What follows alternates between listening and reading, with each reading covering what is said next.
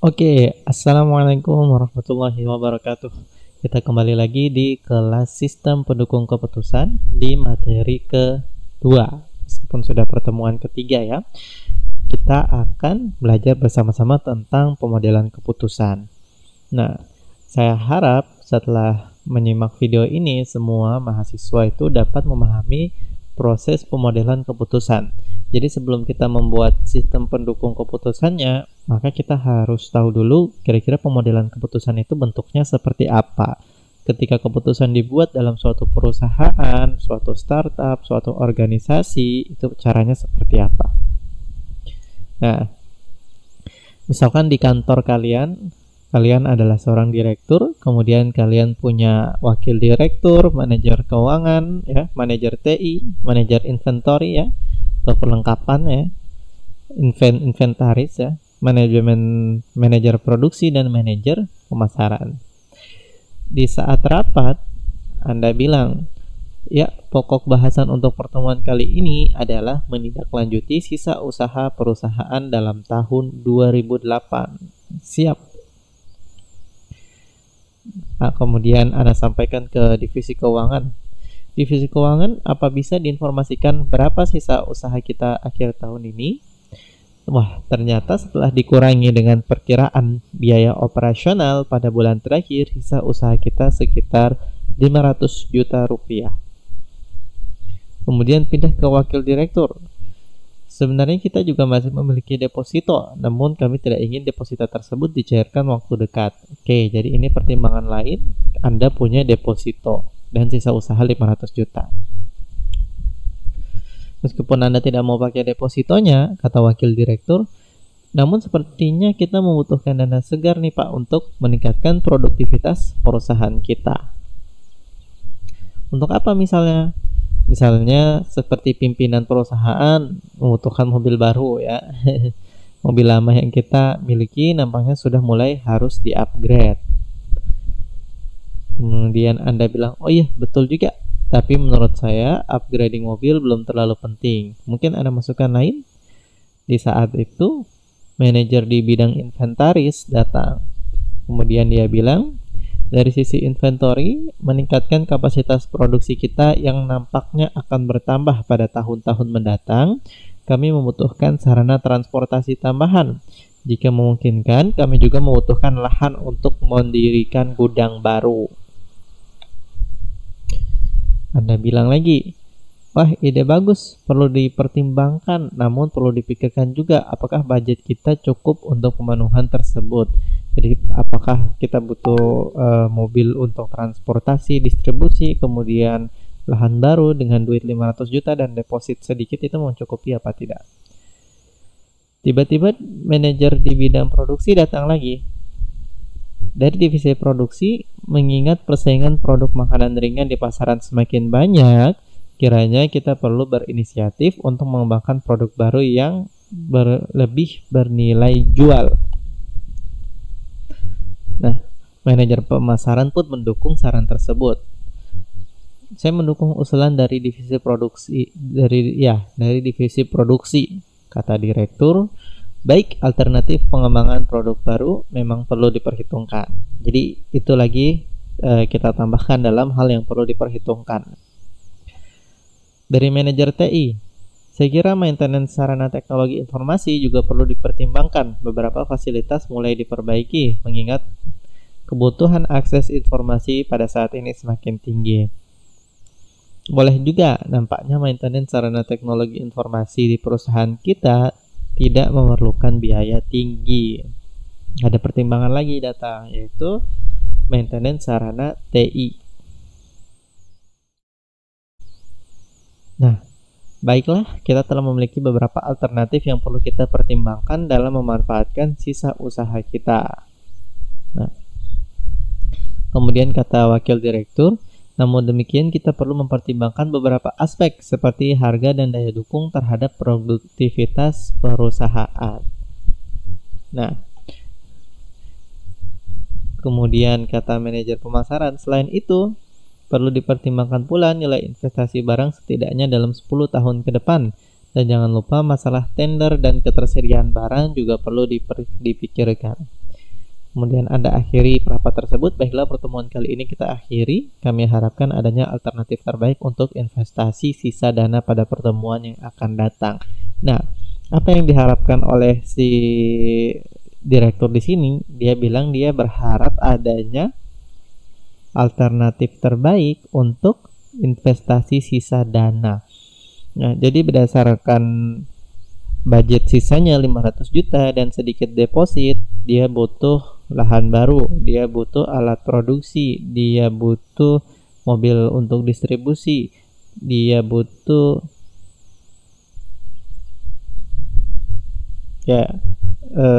maintenance IT dan lain-lain.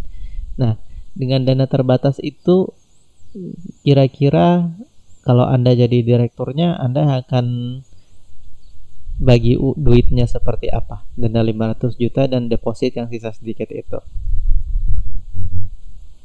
Nah, semua masalah tersebut bisa diselesaikan dengan sistem pendukung keputusan. Anggap saja kalian membuat sebuah sistem yang inputannya berupa sisa uang dan sisa deposit, ya. Maksudnya keseluruhan jumlah uang di perusahaan Anda.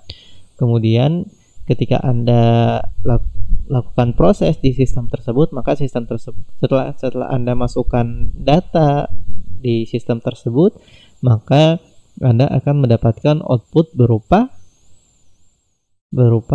saran atau berupa alternatif, ya, atau berupa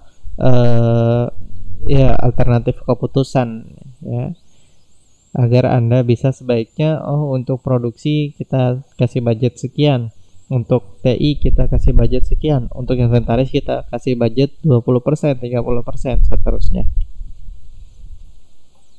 Nah, jadi ketika Anda melakukan suatu pemodelan keputusan atau ingin membuat suatu keputusan di suatu perusahaan, maka itulah hal yang akan Anda tempuh. Pertama, Anda harus lihat dulu sekarang Anda punyanya apa, kemudian setelah itu Anda lihat apa yang perlu Anda lakukan, ya. Jadi lihat sama seperti tadi yang direktur tersebut lakukan, dia lihat dulu sekarang duitnya sisa berapa, kemudian ada duit-duit yang lain di deposit apa tidak, kemudian direktur tersebut dia tanya kepada manajernya, apa yang kita butuhkan untuk tahun 2008, ya, pada tahun itu, ya. Ya, proses pemodelan keputusan. Nah, kenapa kita perlu melakukan pemodelan keputusan? Ada dua alasan. Yang pertama, pemodelan keputusan ini membuat keputusan untuk perusahaan, dan itu bukan proses yang mudah. Jadi tidak bisa hanya direkturnya, nanti tahun depan kasih duit segini deh untuk keuangan, tahun depan kasih duit segini untuk inventaris, ya, tidak bisa. Bisa-bisa tahun depan itu malah bangkrut perusahaannya, ya. Itu alasan pertama. Kemudian alasan kedua, beberapa tahap harus dilalui untuk mendapatkan keputusan yang tepat, ya. Ini masih berhubungan dengan yang pertama, ya. Jadi untuk mendapatkan keputusan yang tepat tentu banyak pertimbangan yang harus didapatkan. Maka dia harus lihat kondisi perusahaan sekarang, kemudian apa yang akan perusahaan itu ingin lakukan. Kalau bisa tahun depan, kalau bisa 5 tahun lagi, kalau bisa 10 tahun lagi. Nah, Turban pada tahun 2005, dia mengusulkan ada 4 tahapan yang harus dilalui ketika ingin membentuk suatu keputusan, ya. Tahapan tersebut adalah yang pertama identifikasi masalah, kedua perancangan, ketiga pemilihan, dan terakhir implementasi. Oke, jadi ini adalah diagram pemodelan keputusan, ya. Kita mulai baca dari atas ini. Pertama, ada permasalahan di dunia nyata. Nah, permasalahan ini kemudian Anda sederhanakan dengan menggunakan asumsi-asumsi. Asumsi itu berarti jika maka. Jika pengeluaran besar, ya, maka produksi besar, kayak gitu. Jika membeli inventaris yang tidak produktif, maka produksi kecil, perusahaan bisa rugi. Nah, seperti itu. Setelah itu Setelah itu adalah identifikasi masalah, ya. Kira-kira apa saja output dari sistem pendukung keputusan ini, ya?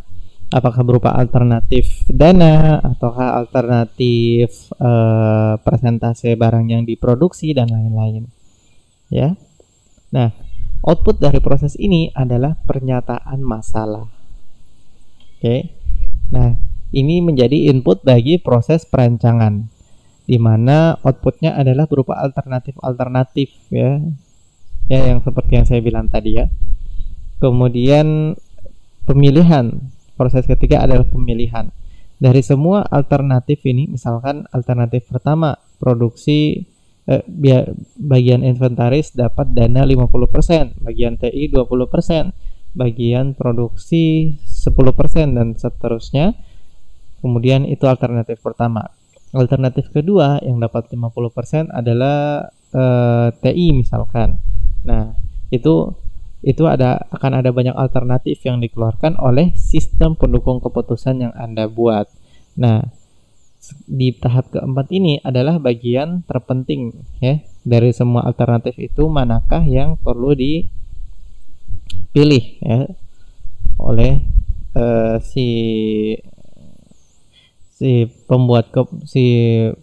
pengambil keputusannya ini, atau direkturnya lah. Ya, setelah itu solusi dari tahap ketiga ini, outputnya adalah solusi, dan solusinya itu adalah, dan alternatif yang dipilih sebagai solusi itulah yang akan diimplementasikan, gitu ya. Nah, setelah implementasi harus ada evaluasi juga, ya. Apakah sukses? Kalau tidak sukses, maka kita ulang lagi dari identifikasi masalah, gitu ya. Kalau misalkan sukses, ya, kita bisa pergi ke masalah yang baru, gitu ya. Nah, di tengah-tengah setiap proses ini, maka kita bisa balik lagi ke identifikasi masalah, ya. Atau kalau misalkan tidak sukses, kita bisa balik, tidak perlu ke identifikasi masalah, tapi bisa balik ke perancangan juga, ya. Dan kalau misalkan dari hasil perancangan ini, maka kita harus pastikan juga dengan permasalahan dunia nyata. Setiap hasil dari sini dan hasil dari sini kita harus pastikan, kita harus verifikasi lagi dengan permasalahan yang ada, ya. Jangan sampai ketika sistem dan atau keputusan yang sudah dibuat itu, kita sudah sampai ke tahap kedua, tahap ketiga, tahap keempat, tetapi pemodelan keputusan yang kita buat tidak sesuai dengan permasalahan kita. Oke, kita ke tahap pertama. Kita bahas satu persatu lagi, ya, lebih mendalam. Identifikasi masalah. Pada tahap ini yang dilakukan adalah identifikasi terhadap permasalahan yang ada, dan permasalahan itu bisa saja terkait dengan pertama, kebutuhan-kebutuhan untuk menyelesaikan masalah. Kedua, beberapa peluang yang ditemukan dalam penyelesaian masalah. Kalau kayak contoh kasus tadi, kebutuhan untuk menyelesaikan masalah, mereka punya duit 500 juta dan juga sedikit deposit. Mereka punya duit 500 juta dan beberapa peluang yang ditemukan juga yaitu sedikit deposit itu, ya. Termasuk juga mereka punya, misalkan mereka punya IT, ya. Alat-alat IT-nya mereka ternyata ketika maintenance tidak terlalu mahal biayanya, gitu. Itu juga peluang. Nah, secara lebih detail, pada tahap ini dilakukan aktivitas sebagai berikut. Yang pertama, mengidentifikasi tujuan organisasi dan tujuan pencapaian masalah. Jadi yang dilakukan, semua proses pengambilan keputusan itu harus sesuai dengan tujuan organisasi, ya. Jadi pastikan lagi organisasi itu organisasi untuk apa? Untuk profit kah, keuntungan, atau untuk pelayanan, atau untuk macam-macam. Yang kedua adalah identifikasi prosedur-prosedur yang perlu disiapkan dalam mencari atau melacak adanya permasalahan. Ya, kayak misalkan kita lakukan pemodelan keputusan untuk 5 tahun ke depan, untuk 10 tahun ke depan, kayak gitu. Ya, jadi kita identifikasi kira-kira ketika kita dapat masalah begini, apa yang harus kita lakukan, ya. Dan yang ketiga dalam melakukan identifikasi masalah, yaitu mengumpulkan data. Ya, ini tahap yang penting juga. Kenapa kita perlu mengumpulkan data? Karena data itu akan kita pakai untuk proses pertimbangan pengambilan keputusan, gitu ya. Jadi untuk memutuskan kemana arah perusahaan Anda 5 tahun ke depan, maka Anda butuh data 5 tahun ke belakang setidaknya, atau bahkan mungkin 10 tahun ke belakang untuk melihat tren dari perusahaan tersebut, ya. Untuk melihat apa saja inovasi atau peningkatan yang perlu dilakukan, ya. Nah, ada beberapa kendala yang mungkin akan Anda temui selama proses pengumpulan data atau koleksi data. Yang pertama, bisa saja Anda temui ketersediaan data atau datanya tidak ada, ya.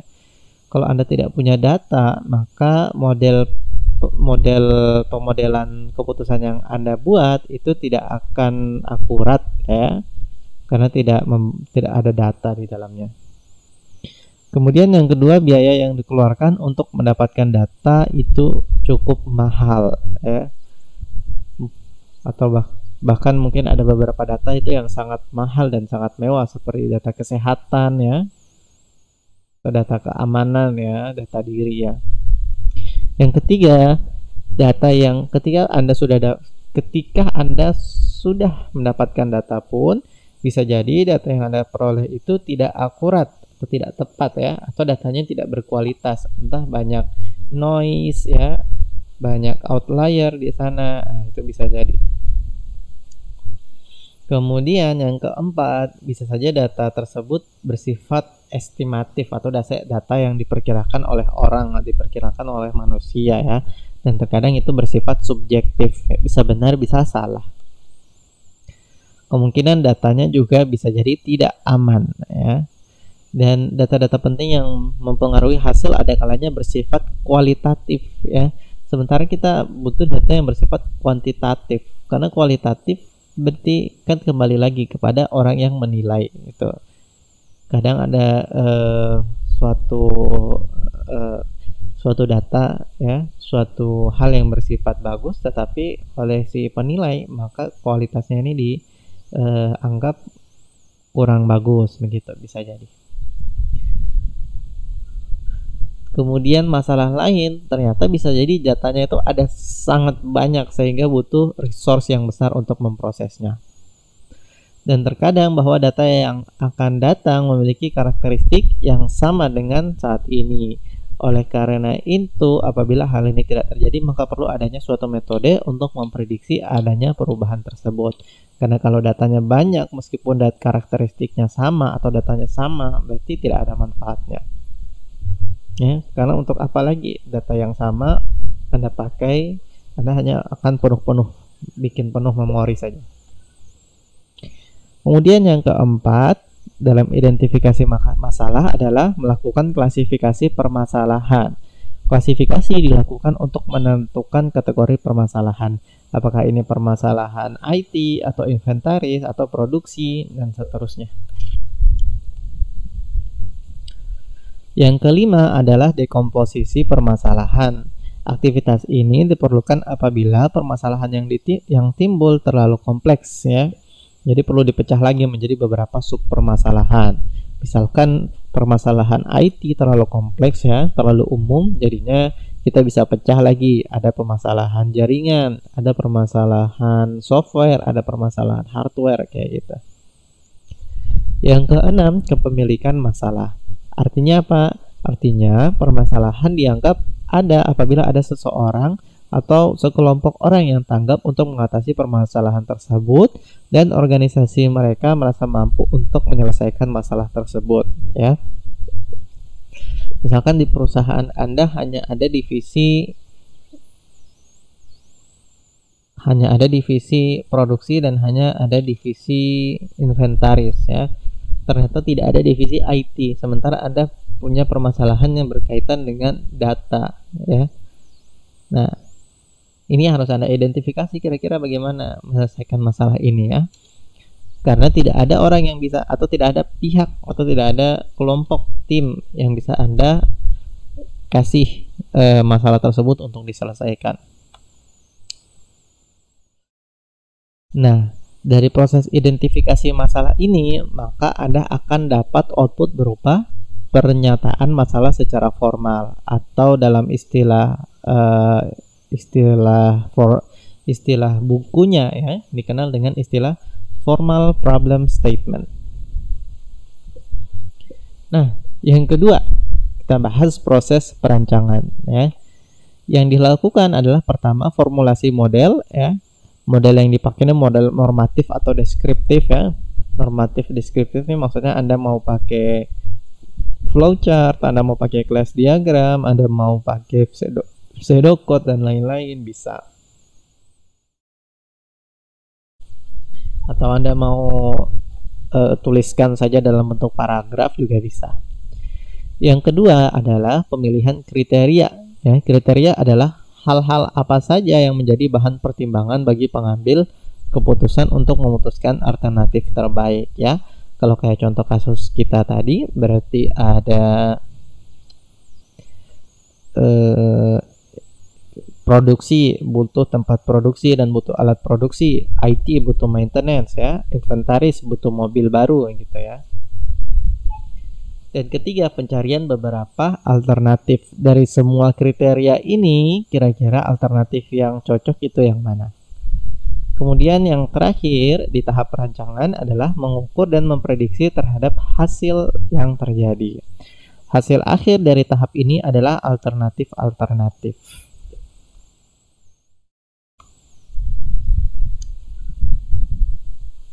Oke, kemudian tahap yang selanjutnya adalah pemilihan, ya. Sebelum lanjut, silahkan komentar sebagai bentuk kehadiran, komentar di bawah sini. Ada berapa tahap yang perlu dilakukan dalam proses pemodelan keputusan? Ya, silahkan di komentar. Dan saya akan mengukur kehadiran berdasarkan jawaban Anda.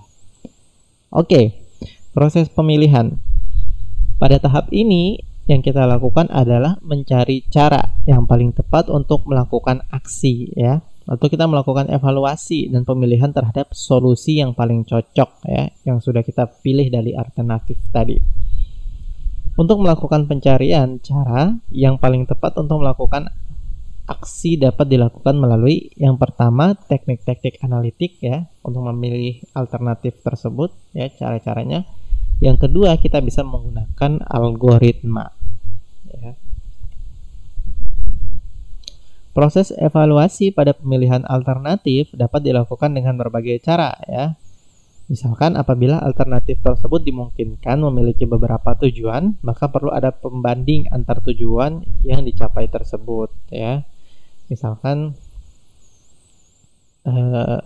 alternatifnya memiliki tujuan yang berbeda, gitu, ya. Misalkan alternatif A, dia tujuannya lebih ke meningkatkan produksi, ya. Kemudian alternatif B, dia tujuannya untuk lebih memaintenance internal dari perusahaan dulu, ya.